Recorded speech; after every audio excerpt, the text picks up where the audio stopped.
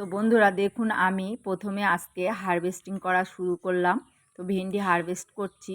তো একা হাতে যেহেতু ক্যামেরা আর হারভেস্ট করা, তো আমি হারভেস্ট করেই আপনাদেরকে দেখাচ্ছি। আসসালামু আলাইকুম, আশা করি আপনারা ভালো আছেন ও সুস্থ আছেন। তো দেখুন, বৃষ্টি তো প্রচুর হচ্ছে, ছাদটা এখনও আমার পরিষ্কার করা হয়নি।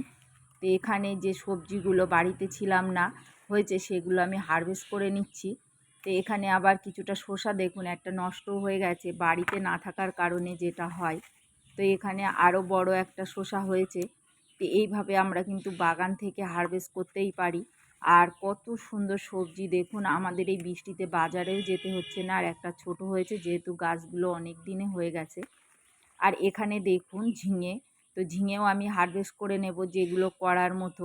তো সেইগুলো হারভেস্ট করে নিয়ে আপনাদেরকে দেখাচ্ছি আমি, যে আজকে আমি প্রায় 3 দিনের মতো সবজি কিন্তু হারভেস্ট করে নেব। যেহেতু আমরা ফ্যামিলিতে 2 জন, ছেলে মিশনে আর মেয়ে তো শ্বশুরবাড়িতে গেছে। তো এখানে আর দেখুন বেগুন, এইরকম বেগুন দেখলে আপনারা বলুন তো, বেগুন হারভেস্ট করতে মন চায়? তো কত সুন্দর বেগুনের সাইজটাও হয়েছে।